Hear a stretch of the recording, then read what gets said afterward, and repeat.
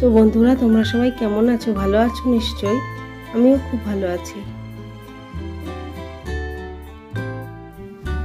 নতুন বন্ধু, পুরনো বন্ধু সকলকে আমার এই চ্যানেলে স্বাগত, শুভেচ্ছা ও অনেক অনেক ভালোবাসা। তো বন্ধুরা, ভিডিওটি স্কিপ না করে দেখতে থাকো। আর যদি ভিডিওটি ভালো লেগে থাকে তাহলে লাইক, কমেন্ট, শেয়ার ও সাবস্ক্রাইব করতে ভুলো না।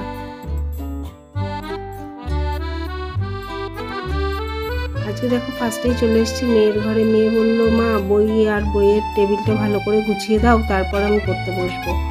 তো সেই জন্য আগে মেয়ের ঘরে চলে এসেছি। মেয়ের এই ফটো ফ্রেমটা না অনেক দিন হলো বাঁধানো হয়েছে, কিন্তু দেয়ালে টানানোই হচ্ছে না। তো সেই জন্য ভাবলাম যে শুধু পড়ে আছে, টেবিলেই রেখে দিই।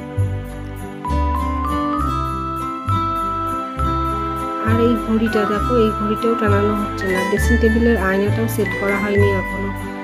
তো তোমাদের একদিন বলছিলাম না আগের ভিডিওতে, আমার এগুলো সেট করা হয়নি, তো এখনো সেট করা হয়নি। তো এখন দেখো সন্ধ্যে 7:35 হয়েছে।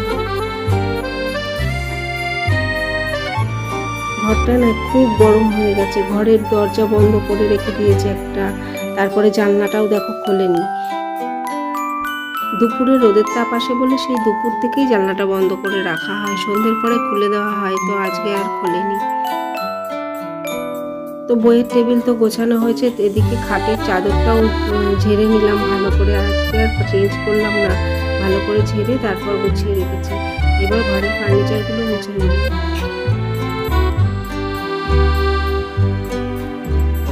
এদিকে শোকেসটার উপরে দেখো কত কিছু জাম হয়ে আছে। বোতল, কানের দুল খুলে রেখেছে, সানগ্লাস প্যাকেট থেকে বাইরে বার করে রেখেছে, স্ট্যাপলার, সমস্ত কিছু এর উপরে রেখে দিয়েছে। কদিন ঘর গোছানোই হয়নি, ওর জন্য ঢুকতেই পারিনি। ওর পরীক্ষা চলছিল, সেই জন্য ঘরে আর ঢোকাই হয়নি। যখন ওর টাইম হয় তখন আমি রান্নায় ব্যস্ত বা অন্য কাজে ব্যস্ত থাকি, সেই জন্য আর এই ঘরটা ঠিকঠাক করে গোছানো হয়নি। এই দরজাটাও কবে মুছেছি ভুলেই গেছি, কিন্তু সেরকম নোংরা পড়েনি যদিও, তবুও কবে বুঝে মুছেছি সেটা আর আমার মনেই নেই। তো এই ঘর তো পরিষ্কার করা হয়ে গেছে, এবার আমি ঝাড় দিয়ে নিচ্ছি। এই ঘরটা না ঝাড় দিয়ে এখন এক সাইডে রেখে দেবো, পুরোটা ঝাড় দেবো না। মানে ডাইনিং অন্য আরেকটা যে ঘর আছে সেই ঘর আগে ঝাড় দেবো না, এটা ঝাড় দিয়ে রেখে দিই, ওই দিকটা গুছিয়ে নিই, তারপর আবার ঝাড় দেবো। গলা ব্যথাটা একটু কমেছে, তাই ভাবলাম অল্প একটু ঠান্ডা জল খাই।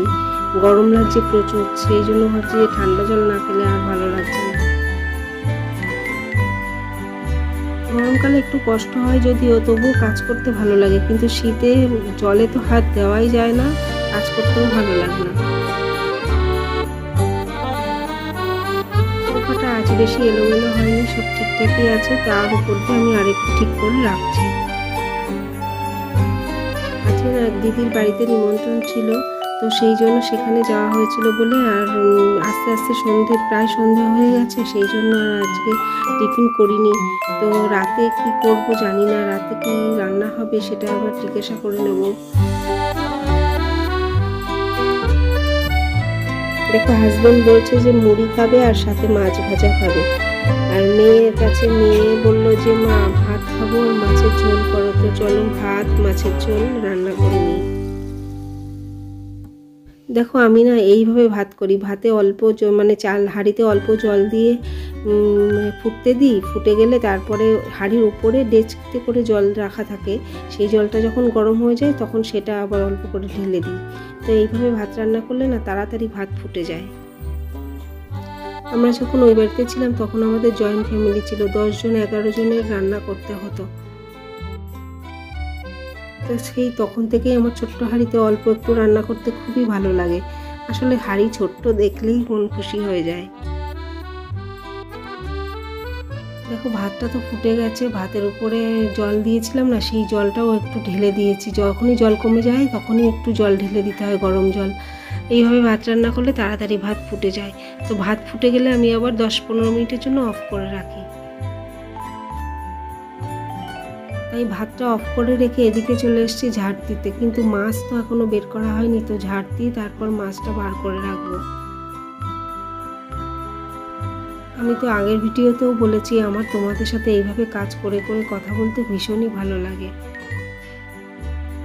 তো বন্ধুরা দেখো, কথা বলতে বলতে ঝাড় দেওয়া প্রায় শেষের দিকে। এবার আমি যাব আবার রান্নাঘরে। ভিডিওটি তোমাদের যদি ভালো লেগে থাকে তাহলে তোমরা কমেন্ট করো, আর যদি ভালো না লাগে তাহলেও কমেন্ট করো।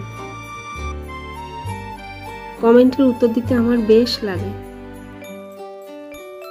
এবার ফ্রিজ থেকে মাছটা বার করে জলে চুবিয়ে রাখবো খানিকক্ষণ, তা না হলে মাছ ভাজা যাবে না। তো বন্ধুরা, তোমাদের যদি ভিডিওটি ভালো লেগে থাকে তাহলে অবশ্যই লাইক, কমেন্ট, শেয়ার ও সাবস্ক্রাইব করতে ভুলো না, তাহলে আমার ভিডিওটি পৌঁছে যাবে সবার আগে তোমার কাছে। ভিডিওটা আর বেশি লং করব না, এখানেই মাছ ভাজা দিয়েই শেষ করব। তো নতুন বন্ধু, পুরনো বন্ধু, তোমরা সবাই ভালো থেকো, সুস্থ থেকো। তোমাদের প্রতি রইল আমার অনেক অনেক ভালোবাসা ও অনেক অনেক শুভেচ্ছা। তাই আজকের ভিডিও এখানেই শেষ করছি, আবার কাল চলে আসবো নতুন কোনো ভিডিও নিয়ে। তাই আজকের জন্য টাটা।